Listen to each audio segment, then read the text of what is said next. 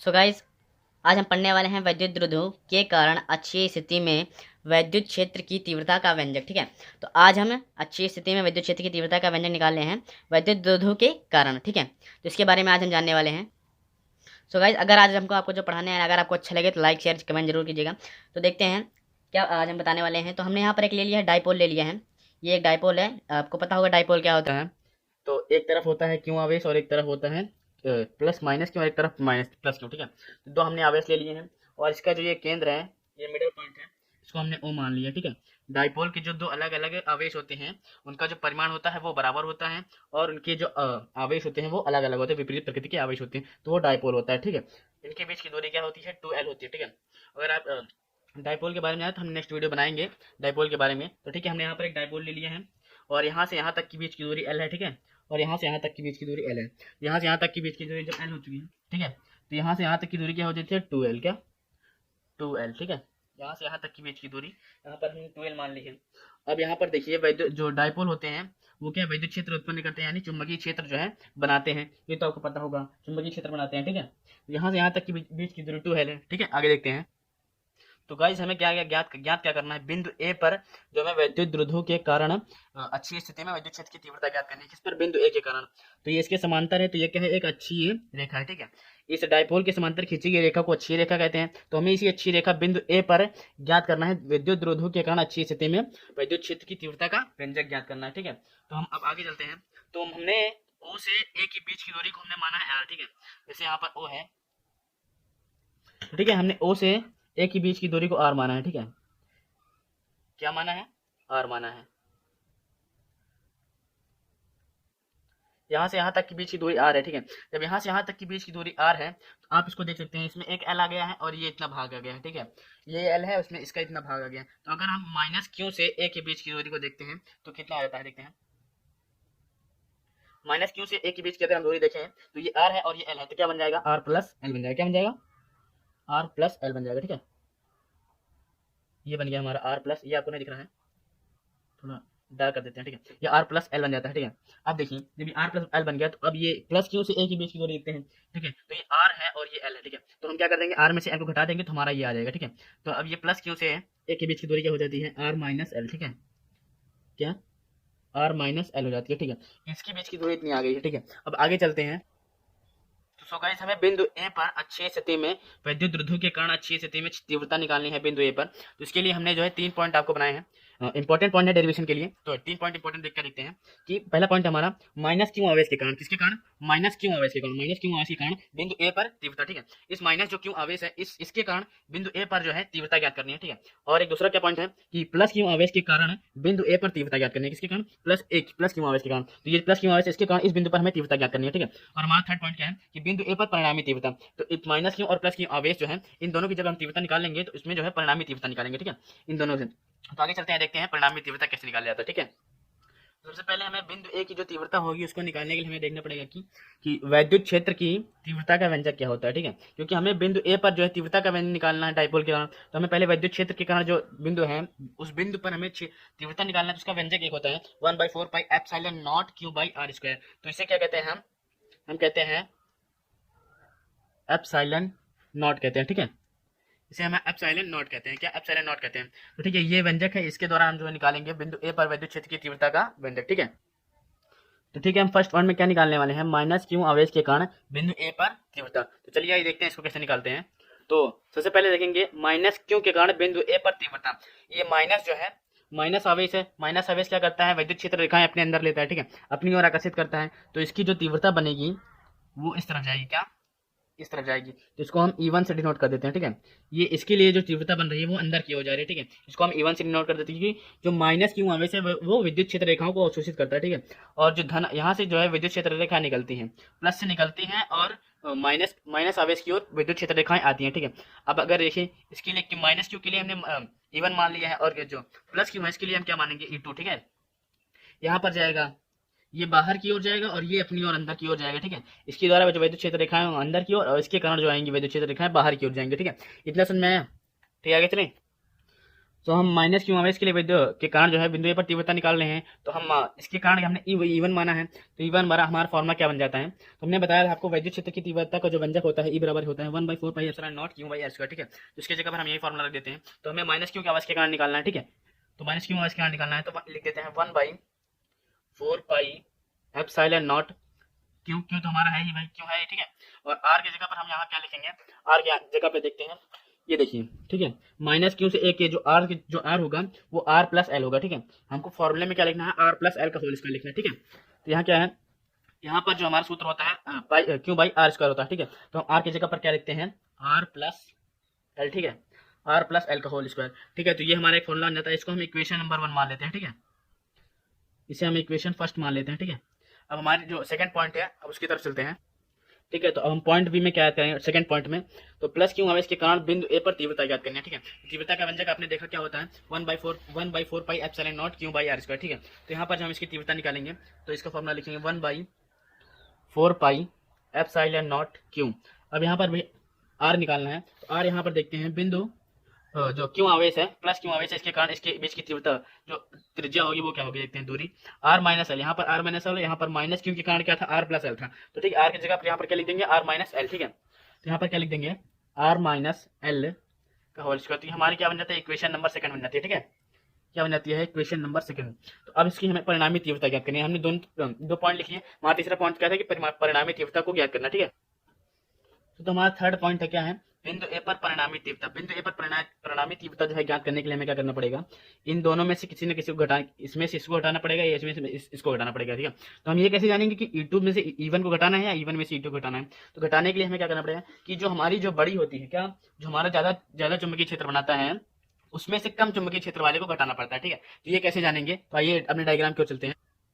तो डायग्राम में आ गए हैं, तो देखते हैं कि ये ज्यादा चुंबकीय क्षेत्र बनाता है कि ये चुंबकीय क्षेत्र बनाता है। तो इसके कारण जो है चुंबकीय क्षेत्र दिखाएं अंदर की ओर आ रही है माइनस के कारण, और प्लस के कारण बाहर की ओर जा रही है, ठीक है। तो इसके कारण देखते हैं, इससे इस बिंदु के बीच की दूरी क्या है, आर प्लस एल, यानी दूरी बहुत ज्यादा है, आर से भी ज्यादा है। और इसके बीच की दूरी क्या है, आर माइनस एल है, ठीक है। तो आर माइनस एल है, आर से भी कम है, ठीक है। इसका क्या मतलब है कि दूरी ज्यादा है। तो यहाँ पर ये जो अपना चुंबकीय क्षेत्र है वो मान लीजिए अगर इसने यहाँ पर माइनस क्यू ने माने, अगर यहाँ पर इसने 100 क्या -100 चुंबकीय क्षेत्र, माइनस किस लिए लिख रहे हैं, क्योंकि माइनस क्यों लिया है, ठीक है। इसलिए अब ये मत मानिए कि माइनस में वो बनाएगा, माइनस में नहीं बनाएगा, वो प्लस में ही बनाएगा, ठीक है। माइनस क्यों इसलिए क्योंकि माइनस क्यों ने यहाँ 100 बना दिया, ठीक है। अब प्लस क्यों क्या करेगा, इसके बीच की दूरी यहाँ पर आर प्लस एल थी, दूरी ज्यादा होने के कारण ये इतना बनाया। अब ये इसकी दूरी और कम है, इसका मतलब है ये और पास ज्यादा चुंबकीय क्षेत्र इससे भी ज्यादा बनाएगा। तो ये जो बनाएगा ए पर, ये जो ए पर बनाएगा, ये बनाएगा 150, ठीक है। इसने माइनस क्यू ने 100 चुंबकीय क्षेत्र बनाया और इस प्लस क्यू ने 150 चुंबकीय क्षेत्र बनाया, ठीक है। यहाँ पर प्लस इसलिए है, यहाँ पर प्लस 150 इसलिए है क्योंकि ये प्लस वाला है, ये माइनस वाला है, ठीक है। प्लस माइनस कोई मतलब नहीं है आपको, ठीक है। ये इसकी दूरी ज्यादा होने के कारण ये 100 बनाया, इसकी दूरी कम होने के कारण ये ज्यादा चुंबकीय क्षेत्र बनाया। इसका क्या मतलब है, यहाँ पर अगर हम 50 कैसे आएगा, अगर हम 150 में से 100 को माइनस कर देंगे तो हमारा क्या आ जाएगा, 50 आएगा। मतलब टोटल यहाँ पर चुंबकीय क्षेत्र जो बनेगा वो 50 का ही बनेगा, ठीक है। वो 50 ही चुंबकीय क्षेत्र बनेगा। तो इसका क्या मतलब, हमें जो है E2 यानी क्यों इसके द्वारा चुंबकीय क्षेत्र रेखाएं बाहर की ओर जा रही थी, यानी E2 में से हमें E1 को माइनस करना पड़ेगा, ठीक है। कैसे समझ में आया, E2 में से E1 को हमें माइनस करना पड़ेगा, समझ में आया ना। ये 100 बना रहा था तो ये 150 बना दिया। तो 100 में से 150 में 50 को घटाएंगे, घटा नहीं सकते। 150 में से हमें 100 घटाएंगे तो हमें 50 मिलेगा, यानी बड़ा कौन सा बनाएगा, प्लस क्यू। यानी जो E2 है वो हमारा बड़ा है 100 से, ठीक है। यानी क्यू से बड़ा, यानी E1 से जो है E2 हमारा बड़ा है। तो हम बड़े वाले में से छोटे वाले को घटाएंगे तो हमारी परिणामी तीव्रता निकल जाएगी, ठीक है। तो आगे चलते हैं। तो हमें जो है E2 में से E1 को घटाना है। ये आपने देखा कैसे घटाना है, क्योंकि इसकी जो है तीव्रता वहां पर चुंबकीय क्षेत्र की तीव्रता ज्यादा थी और इसकी कम थी, ठीक है। तो हमें E2 में से E1 को घटाना, परिणामी तीव्रता निकालने के लिए, ठीक है। तो यहाँ हम E बराबर क्या कर देंगे, E2 माइनस E1, ठीक है। ये परिणामी तीव्रता इससे निकालेंगे, ठीक है। अब आगे चलते हैं। तो हम परिणामी तीव्रता निकालने से पहले आपको बता दें कि जो E1 व E2 है, इनकी जो दिशाएं हैं वो विपरीत है। कैसी दिशाएं विपरीत है, अब दिशाएं विपरीत होने का क्या मतलब है, जो माइनस क्यू है ये चुंबकीय क्षेत्र रेखाएं अंदर की ओर इसकी आती हैं, और जो प्लस क्यू है इसकी बाहर की ओर जाती हैं। यानी ये इस तरफ जा रहा है और इस तरफ जा रहा है, यानी इन दोनों की जो दिशाएं हैं वो विपरीत होती हैं, ठीक है। दिशाएं विपरीत हैं। आगे देखते हैं। तो सब अब परिणामी तीव्रता निकालने चल रहे हैं। तो ई बराबर हम लिख लेंगे, पहले क्या है E2 है। E2 बराबर हमने क्या समीकरण नंबर क्या कहते हैं 2 निकाला था।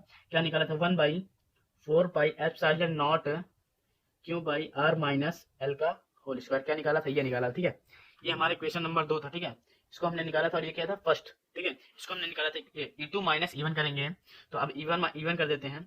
E1 को कितना निकाला था, 1/4 pi epsilon naught q by r plus L का स्क्वायर, ठीक है। अब इसको हम सॉल्व कर लेंगे तो हमारा जो परिणामी तीव्रता है वो निकल आएगा। तो इसको सॉल्व करने में हमें परिणामी तीव्रता का जो व्यंजक होगा वो निकल आएगा। तो पहले देखते हैं इसको सॉल्व करेंगे। तो 1/4πε0 ये दोनों जो हमें कॉमन दिख रहा है, ठीक है। इसको हम ऐसे बाहर लिख देते हैं, 1/4πε0 कॉमन ले लिया हमने, और 1/4πε0 के साथ हमें क्यों भी कॉमन दिख रहा है, क्या क्यों, ये और ये दोनों इसमें कॉमन है, तो क्यों भी कॉमन ले लिए। तो हमने यहाँ पर क्या बचा, 1/r माइनस एल का स्क्वायर, ठीक है, माइनस 1/r प्लस एल का होल स्क्वायर, ठीक है। ये कैसे होना, देखो 1/4πε0 1/4πε0, ठीक है। तो यहाँ पर क्यों, ये क्यों, तो Q/4πε0 हम यहाँ पर अगर कॉमन ले लेते हैं इतना, तो यहाँ पर 1/r minus L minus 1/r plus L का होल स्क्वायर, ये इतना बच जाता है, ठीक है। तो अब इसको सॉल्व करते हैं, ठीक है, आगे देखते हैं। तो चलिए आगे सॉल्व करते हैं। तो ये हमारा जो कॉमन था इसको हमने कॉमन ले लिया, ठीक है। Q/4πε0 हमने कॉमन ले लिया है। तो अब इसको हम सॉल्व करेंगे तो ये ऊपर चला जाएगा, ये इधर चला जाएगा, ठीक है। ऐसे करते हैं, इसको जो है एलसीएम लेते हैं। तो r माइनस एल का whole square into are plus L का होल स्क्वायर, ठीक है, इतना आ गया। तो ये इधर चला जाएगा, क्या बन जाएगा, आर प्लस एल का जो है होल स्क्वायर बन जाएगा, और ये माइनस आर माइनस एल का होल स्क्वायर बन जाएगा, ठीक है। अब इसको आगे सॉल्व करते हैं। तो इक्वल टू, ये तो हमने कॉमन ले लिया था 4πε0, ठीक है, 4πε0 कॉमन ले लिया था। तो अब यहाँ पर हमारा क्या बनता है, इसका a प्लस बी का होल स्क्वायर फॉर्मूला बन जाता है, और ये a माइनस बी का होल स्क्वायर फॉर्मूला बन जाता है। तो इसको हम फॉर्मूले में तोड़ लेते हैं, ठीक है। क्या करेंगे, इसको हम फॉर्मूले में तोड़ लेते हैं। फॉर्मूले में तोड़ने से पहले आपको बता दें कि हमने ये कॉमन ले लिया है, और यहाँ पर नीचे क्या हो गया, इंटू हो गया। इसको नहीं समझ में, इसको बताते हैं। इसको जब हम ले लेंगे, एलसीएम लेंगे, तो ऐसे हो जाएगा, और ये ऊपर चला जाएगा, और ये यहाँ चला जाएगा, ठीक है, इतना हो जाएगा। तो इसको हमने कॉमन ले लिया, सब समझ में आया, ठीक है। अब इसके बाद इसको जो हम सूत्र में तोड़ेंगे, ठीक है, a प्लस बी का whole square into minus a minus b का होल स्क्वायर फॉर्मूले में तोड़ते हैं। तोड़ेंगे तो क्या हो जाएगा, a square plus b square plus 2rl, ठीक है, 2ab, ये हो गया। फिर माइनस यहाँ लगाएंगे, कोष्टक में देखेंगे a square plus b square minus 2rl, ठीक है, इतना हो जाएगा। अपॉन में क्या आ जाता है, r माइनस एल का whole square into are plus L का होल स्क्वायर, ठीक है, इतना आ जाता है। अब आगे चलते हैं। तो ठीक है, इतना हो गया, ठीक है। अब इसको जो हम तोड़ते हैं और तोड़ते हैं, तो e बराबर हो जाएगा क्या, Q/4πε0, इसको तुमने कॉमन ले लिया, ठीक है। यहाँ पर r square plus L square plus 2rl, ठीक है, प्लस 2rl माइनस, अब इससे माइनस में इसमें गुणा हो जाएगा, तो यहाँ पर minus r square minus l square, यहाँ पर प्लस हो जाएगा, प्लस 2rl हो जाता है, ठीक है, plus 2rl upon R minus L का whole square into are plus L का होल स्क्वायर, ठीक है, इतना हो जाता है। अब यहाँ देखिए, R square plus L square, R square plus में है, यहाँ पर आर स्क्वायर माइनस में है, तो ये आर स्क्वायर कैंसिल हो जाएगा, ठीक है इससे, और ये प्लस एल स्क्वायर है, यहाँ पर माइनस एल स्क्वायर है, तो ये इससे कैंसिल हो जाएगा, ठीक है। यहाँ पर 2rl प्लस में बचा, यहाँ पर भी 2rl प्लस में बचा, ठीक है। जब दोनों प्लस में है तो क्या हो जाएगा, 2 4rl हो जाएगा, ठीक है। इजिकल टू हम लिख सकते हैं Q/4πε0, यहाँ पर लिख सकते हैं 4, हाँ 2 नहीं 4 हो जाएगा, 4rl upon R minus L का whole square into are plus L का होल स्क्वायर, ठीक है, इतना आ जाता है, ठीक है। अब आगे तो वैसे सपोज करिए कि a square minus l square into a square plus a square minus B square, a minus b into a plus b, ठीक है। तो ये हमारा फॉर्मूला किसका हो जाता है, A square minus B square is equal to, ठीक है, क्या हो जाता है, यहाँ पर हमने आर प्लस एल लिख दिया है, तो आप इसे ए लिख सकते हैं, A plus B into A minus B, ठीक है, ये बन जाता है, ठीक है। A square minus B square equal to क्या बन जाता है, A plus B into A minus B, दो कोष्टक में, ठीक है। तो ये भी फॉर्मूला कुछ उसी फॉर्मेट का बन रहा है, ठीक है। तो ए माइनस बी ए प्लस बी, ठीक है, अगर इसको दोनों लिखें तो ए माइनस बी ए प्लस बी, तो इसको हम ऐसे लिख सकते हैं, Q/4πε0 4rl अपॉन, इसको लिख सकते हैं ए स्क्वायर माइनस बी स्क्वायर, ठीक है, का होल स्क्वायर, इसको हमने इतना लिखा, ठीक है, और जो स्क्वायर है इसको यहाँ पर लगा दिया, ठीक है। तो अगर इसको सॉल्व करेंगे तो हमें ये मिल जाएगा, ठीक है, इतना हो गया ना। अब इतना हो गया, अगर आपको हम बता दें कि जो एक फॉर्मूला और होता है P बराबर 2QL, ठीक है, ये क्या होता है, द्विध्रुव आघूर्ण का सूत्र होता है, किसका, द्विध्रुव आघूर्ण, ठीक है, द्विध्रुव आघूर्ण से फॉर्मूला 2QL, P बराबर 2QL। तो यहाँ पर हमें क्या दिख रहा है, 2 यहाँ पर है, 2 to the 4, ठीक है, अभी हमने 2rl से तो इसको जोड़ा था ना, तो 2 यहाँ पर है, Q यहाँ पर है, L भी है, ठीक है। तो इसको हम ऐसे लिख सकते हैं, कैसे लिख सकते हैं, देखते हैं, E बराबर क्या लिख सकते हैं, Q2L इंटू 2r, ठीक है, यहाँ पर 4πε0, यहाँ पर क्या जाएगा, r square minus l square, ठीक है, इसको हमने लिख दिया। तो हमें 2QL क्या करना, 2QL हमें जो मिल गया है, 2QL की जगह पर क्या लिख सकते हैं, हम P लिख सकते हैं, ठीक है।